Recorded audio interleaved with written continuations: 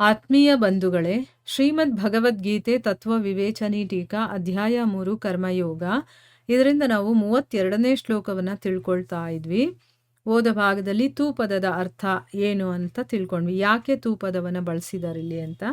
ಈಗ ಪ್ರಶ್ನೆ ಏನು ಅಂತಂದ್ರೆ, ಭಗವಂತನಲ್ಲಿ ದೋಷಾರೋಪಣೆ ಮಾಡ್ತಾ ಭಗವಂತನ ಸಿದ್ಧಾಂತಕ್ಕನುಸಾರವಾಗಿ ವರ್ತಿಸದೇ ಇರೋದು ಅಂತಂದ್ರೆ ಏನು ಅಂತ ಪ್ರಶ್ನೆ.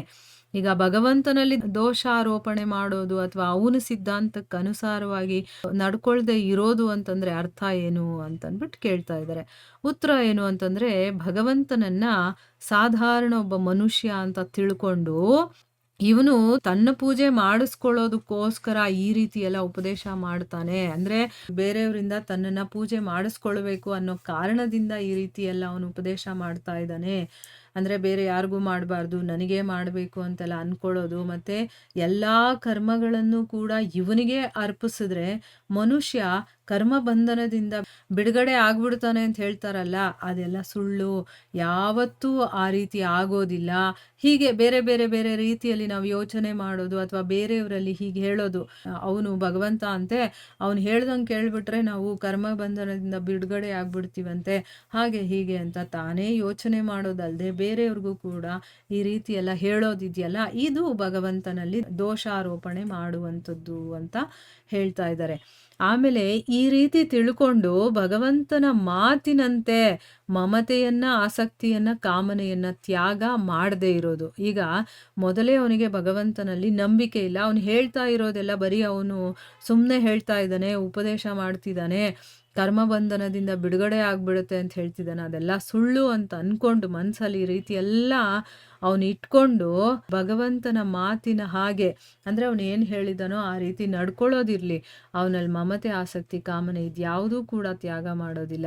ಮತ್ತೆ ಕರ್ಮಗಳನ್ನು ಕೂಡ ಆ ಭಗವಂತನಿಗೆ ಅರ್ಪಣೆ ಮಾಡೋದಿಲ್ಲ. ತನ್ನಿಷ್ಟ ಏನು ಬರುತ್ತೋ ಆ ರೀತಿ ಕೆಲಸಗಳಲ್ಲಿ ಅವನು ತೊಡಗಿರ್ತಾನೆ. ಮತ್ತೆ ಶಾಸ್ತ್ರ ವಿಹಿತ ಅಂದ್ರೆ ಶಾಸ್ತ್ರಗಳಲ್ಲಿ ನೀನು ಇದೇ ರೀತಿ ಮಾಡಬೇಕು, ನೀನು ಬ್ರಾಹ್ಮಣನಾಗಿದ್ರೆ ಈ ರೀತಿ ಮಾಡಬೇಕು, ನೀನು ಸನ್ಯಾಸಿ ಆಗಿದ್ರೆ ಈ ರೀತಿ ಮಾಡಬೇಕು, ನೀನು ಗೃಹಸ್ಥಾಶ್ರಮದಲ್ಲಿದ್ರೆ ಈ ರೀತಿ ಮಾಡಬೇಕು ಅಂತ ಕೆಲವೊಂದು ಶಾಸ್ತ್ರವಿಹಿತ ಕರ್ತವ್ಯ ಕರ್ಮಗಳಿದೆ. ಅದನ್ನೆಲ್ಲ ತ್ಯಾಗ ಮಾಡೋದು, ಇದು ಭಗವಂತನಲ್ಲಿ ದೋಷಾರೋಪಣೆ ಮಾಡ್ತಾ ಅವನು ಹೇಳ್ದಂಗೆ ನಡಿದೇ ಇರೋದು ಅಂತ ಹೇಳೋದಕ್ಕೆ ಅರ್ಥ.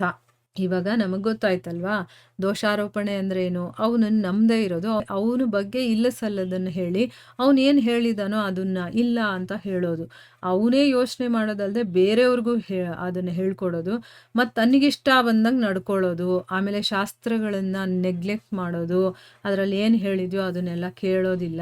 ಭಗವಂತನಲ್ಲಿ ದೋಷಾರೋಪಣೆ ಮಾಡೋದು ಅಂದ್ರೆ ಇದೇನೆ ಅಂತ ಇದರ ಅರ್ಥ.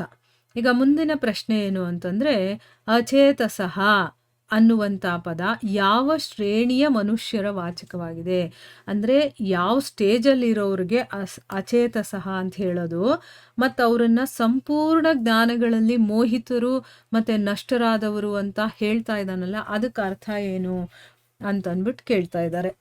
ಉತ್ತರ ಏನು ಅಂತಂದರೆ, ಯಾರ ಮನಸ್ಸು ದೋಷಗಳಿಂದ ತುಂಬೋಗಿದೆಯೋ, ಯಾರಲ್ಲಿ ವಿವೇಕ ಅನ್ನೋದೇ ಇಲ್ವೋ, ವಿವೇಕದ ಅಭಾವ ಇರುತ್ತೋ, ಮತ್ತು ಯಾರ ಚಿತ್ತ ತಮ್ಮ ವಶದಲ್ಲಿರೋದಿಲ್ವೋ, ತಮ್ಮ ಕಂಟ್ರೋಲಲ್ಲಿ ಇಟ್ಕೊಂಡಿರೋದಿಲ್ವೋ, ಅಂತಹ ಮೂರ್ಖ ಮತ್ತು ತಾಮಸಿ ಮನುಷ್ಯರ ಬಗ್ಗೆ ಇಲ್ಲಿ ಅಚೇತಸ ಅನ್ನುವಂಥ ಪದ ಇರೋದು.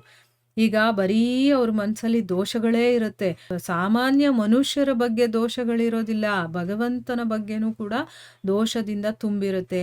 ಎಲ್ಲಿ ದೋಷಗಳಿರುತ್ತೋ ಅಲ್ಲಿ ಜ್ಞಾನ ಎಲ್ಲಿಂದ ಇರುತ್ತೆ, ಅಲ್ಲಿ ಜ್ಞಾನ ಇಲ್ಲ ಅಂತಂದಮೇಲೆ ವಿವೇಕ ಅನ್ನೋದು ಇರೋದಿಲ್ಲ.